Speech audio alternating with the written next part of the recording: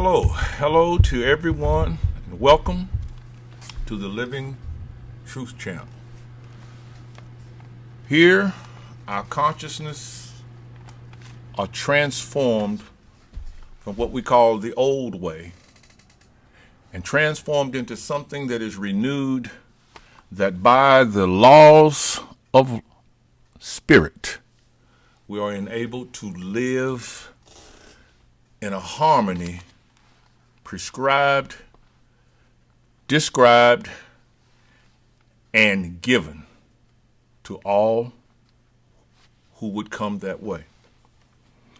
The question is, if you were able to find a way that would relieve you of what you believe to be the oppression of the day or the pressures of life, would you seek after it? That is the question. And today, being February 11th, 2026, this is recording 9:52. And the title of today's offering is Wisdom Uncovered Delights the Soul. Wisdom uncovered delights the soul. What is wisdom? Well, it's a realization that settles. It causes peace from resistance. I'll repeat that. It is a realization that settles.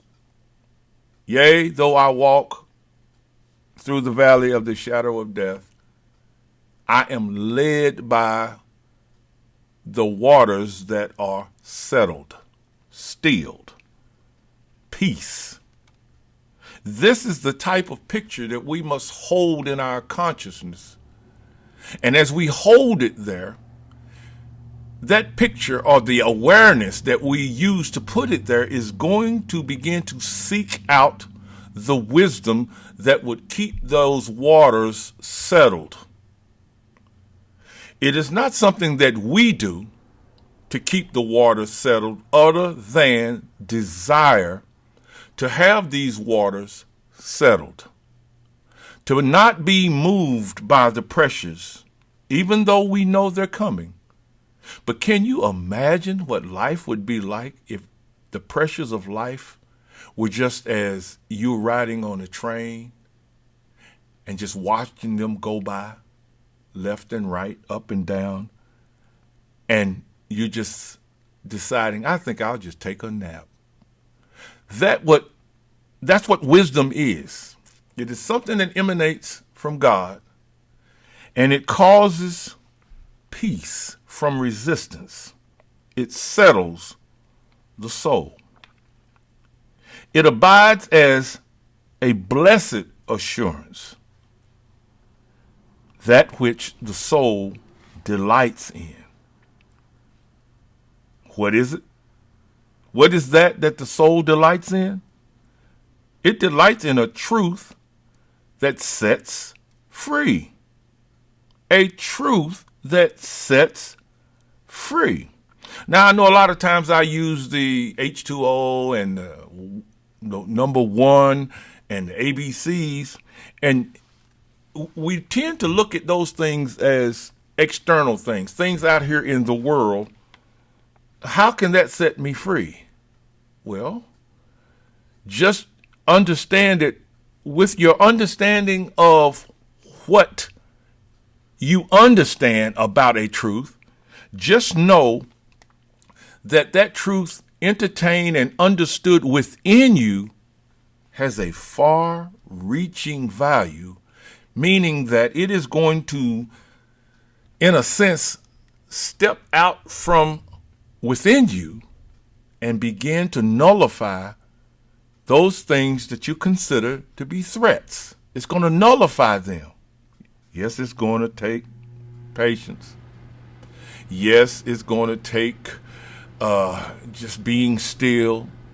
Yeah, you're going to be inconvenienced because your own beliefs and thoughts are going to get in the way, and you're going to be You're going to be anxious. You're going to want to have to do something and wait on patience to have her perfect work.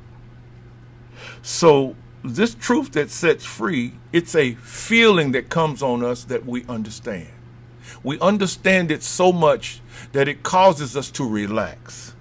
It's a knowing. That which releases us from doubt. It cannot be compromised, and it will not compromise its own character. It won't compromise itself. It settles in. You understand it's settled in, and you just stand still. As Moses said, you stand still seeing, witnessing the salvation of the Lord.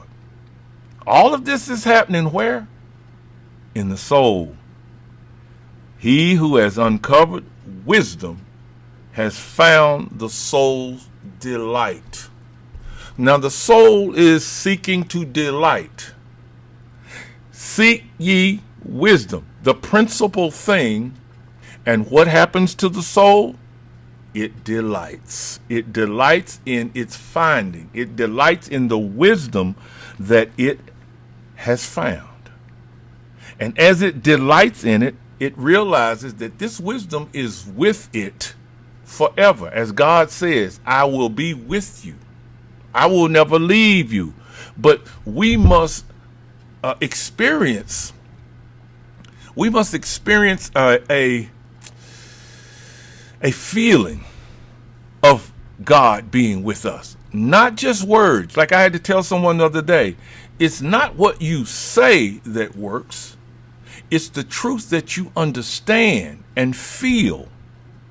That is what, if you want to say, gets God's attention.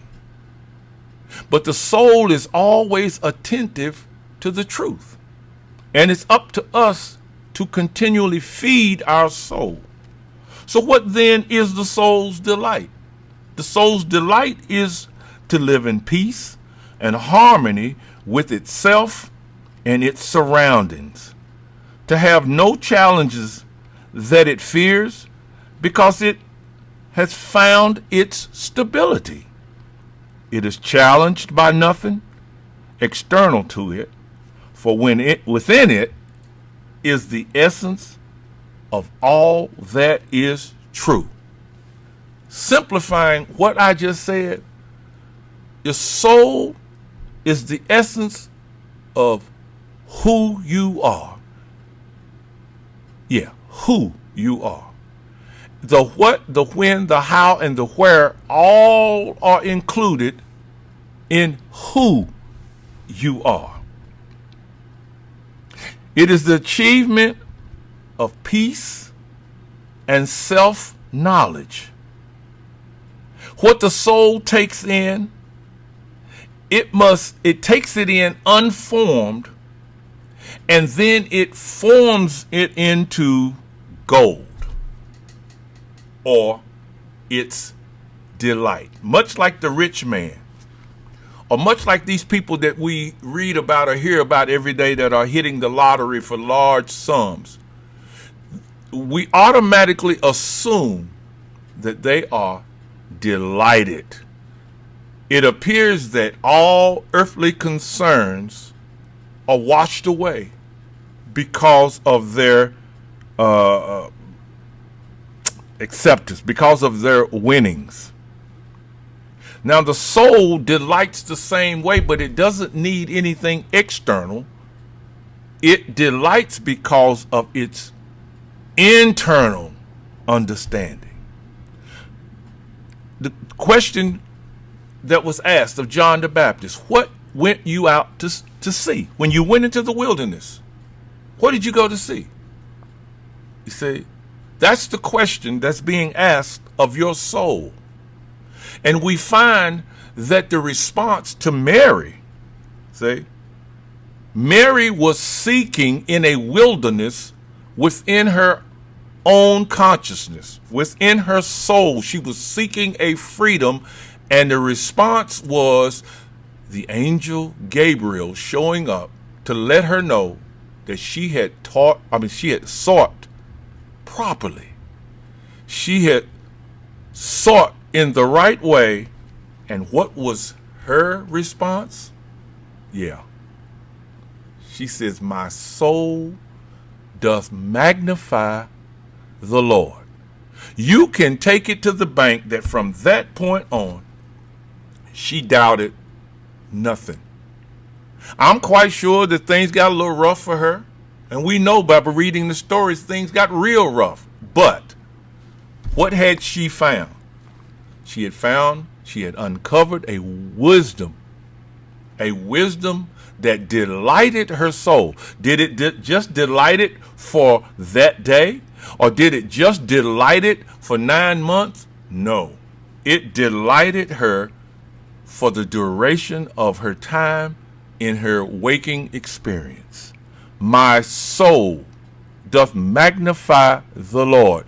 So, in other words, we can say that no matter what, even at the turmoil of her son being crucified on a cross, she had a place to go. Her soul doth magnify the Lord. And in that did she place her trust, knowing that she would not be failed. Truth is founded on a truth of truth, and it is not affected by the tremors of the living experience described as the shadows of death. Truth is not affected by the tremors of the living experience described as the shadows of death. Now, at some point you may be sitting and saying, I wish I could feel that. Well, desire to feel that. Because if there is a gap in that desire and having it, that's where you enter in and say, I want to be free. I desire to be free. And my waking imagination is seeing this freedom fill that gap. Because if it can be done for Mary, if it can be done for Paul, if it can be done for Peter, if it can be done for Jesus the Christ, then yes, it can be done for me. Yes, the shadows or the passing of the life experience that seem real, or the pressure of the life experiences that seem real, the soul has found them to be but false images, clouds without water, beams of light with no nourishing value. At this point, you should be looking at what you believe to be you, what you see as being the value of who you are. That is the essence of the soul in whatever state it is now operating. Some people's souls are operating at a deficient level, like a checkbook that has no money in it, and they keep trying to cash bad checks. Some people's souls are operating at a hit and miss. Every now and then they get something, they get a situation fixed, and they go on with their lives until when? Till it's time to come back and do what? Try to get another hit. Try to get another fix so that they can maintain what they thought they had. But those who are seeking the fullness of the reality of wisdom uncovered and established in the soul, they see these things out here as pressures or threats, but having no value, and they seek to be shed of everything that would cause them to be afraid. This is how we nourish the soul. What then is the soul and the source of its delight? The soul is the foundation of the individual. I'll repeat that. The soul is who you are. It is the seat of your individual essence. From it comes every belief held in, and as valuable as the security and harmony that is to be expressed in our living experience. I'll repeat that. From the soul, everything we do in life comes from a belief that we hold in and as valuable as our security and harmony. That's why a lot of times when you see someone being pressed in a questionnaire or something and they go blank, that means there's a hole, H-O-L-E, a hole in their soulish belief. Something they have not filled to be able to stand on. And now they are exposed to a threat in waking time that they cannot stand on. That's why we contemplate truth. That's why we meditate. That's why we practice. That's why we keep our mind stayed on truth, that wisdom may be uncovered.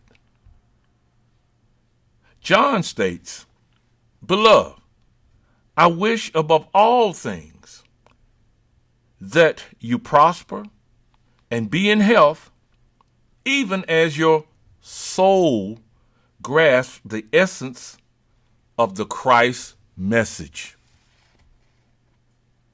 See how I changed it up a little bit on the end? Not taking anything away from it and not adding anything to it. You see, a lot of people seek prayerful answers through God that they may continue in a harmonious waking experience that they are establishing.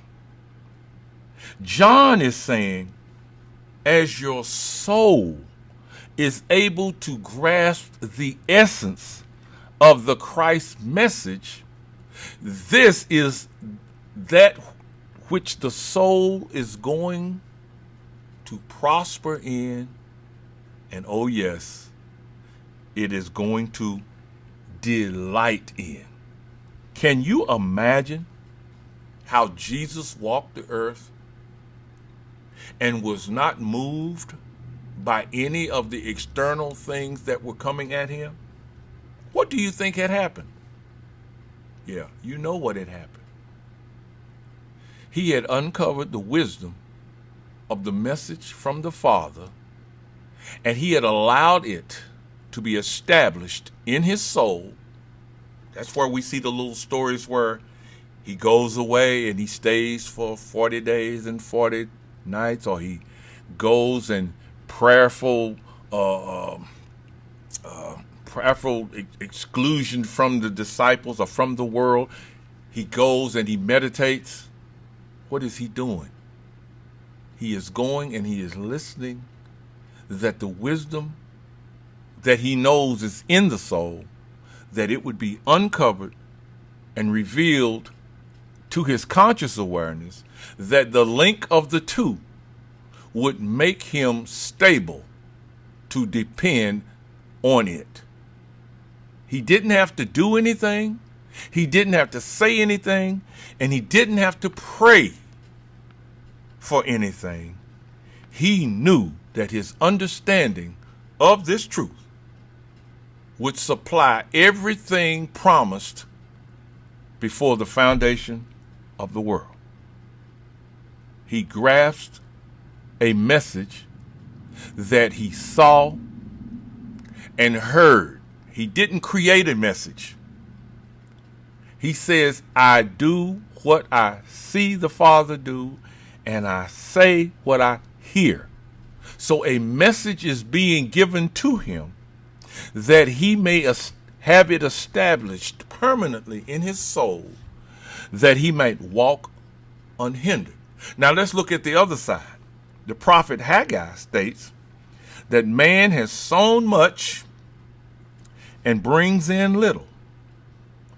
He eats, but he has not enough. He drinks, but he is not filled with drink. He clothes himself, but he is not kept warm. And he earneth wages. He earneth wages to do what? To put them in a bag with holes. Now just look at this for a minute or two. When you sit down, well, let's just say when you take money from your wallet, from your bank account, and you go and buy something, you are sowing much, but it does not bring security.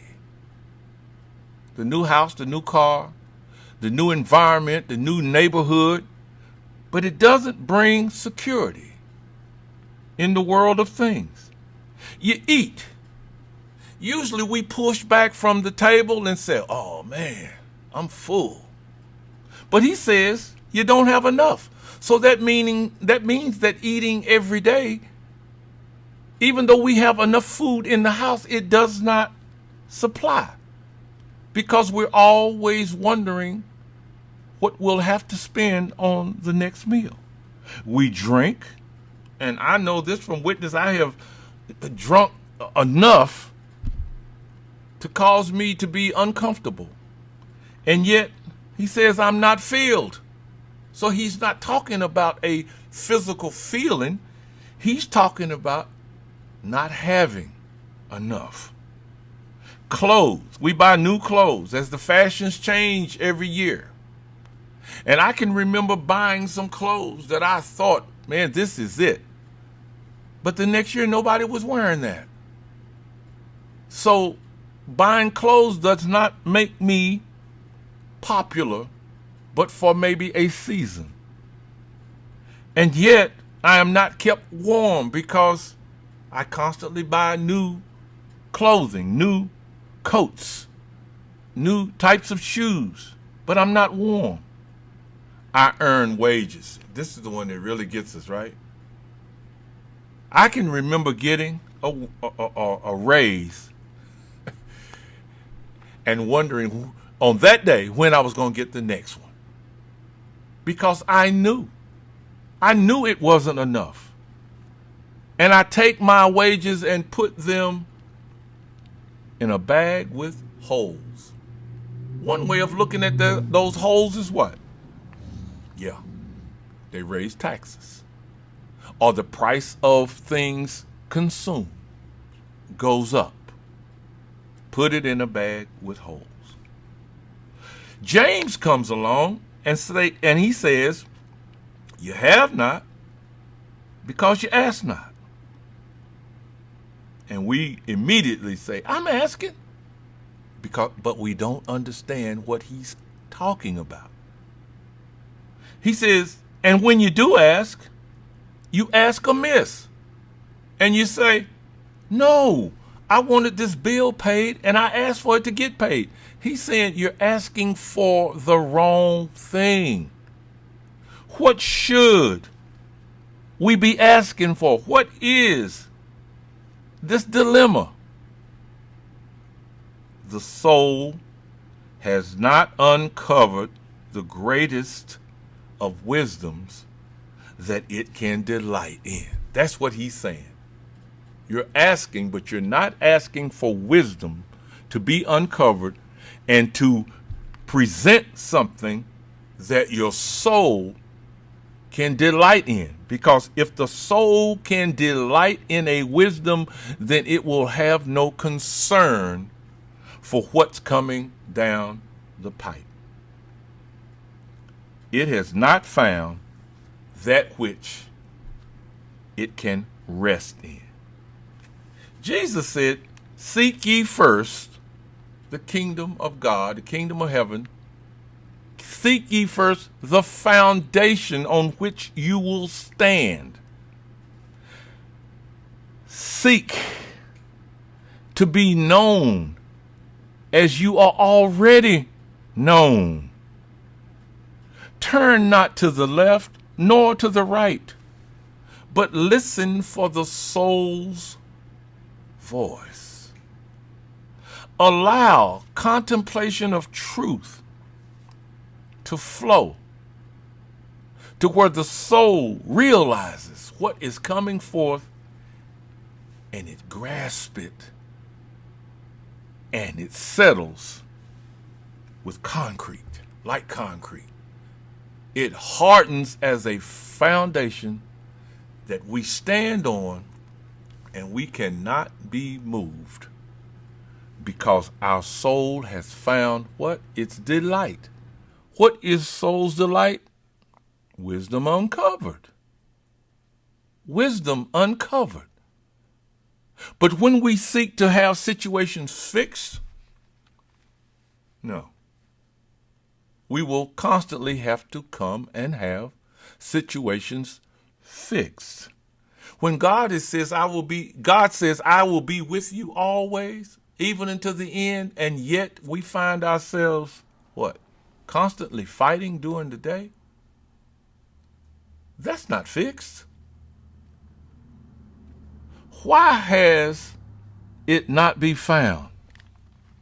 Why has the one truth that satisfies all seeking not been found? Because it is a truth that I now reveal to you. What is it? God is. That's it. This is the truth that we look at, we contemplate, we turn upside down, we turn around, we get under and look up at, we look sideways at. God is. Yes. The total acceptance of the presence of God as all. Yes, all. Even the soul. Not God and, or God removing, but God is. Thereby revealing to us that God is the soul of man. He who has found this wisdom has found the essence of life. He who has uncovered the one truth that stands above every other thing that would try to present itself as truth. This one has found the essence of life. There is no God and soul, meaning the soul being something separate from God. If God is all, then God is God, and God is the soul. There is no God and. As God is the essence of all that exists, God is truly the soul of man. And guess what abides in that soul? You get it. Wisdom. Wisdom abides in the soul. The soul is God. Therefore, this is the truth that settles every question of the heart. From this wisdom, all that God is flows, undeterred, unlimited, infinite in scope, having no edges, and having a center wherever you may be. So as you look to see the edges of God, you will not find, because you're always looking from the center that is God, and you will find that the edges and the center are one. Only the unestablished belief can be affected. I'm going to say that again. Only unestablished belief that God is the only existence. This is the only thing that can affect an individual. But he that has uncovered this wisdom shall enjoy the joy of life. Wisdom uncovered delights the soul.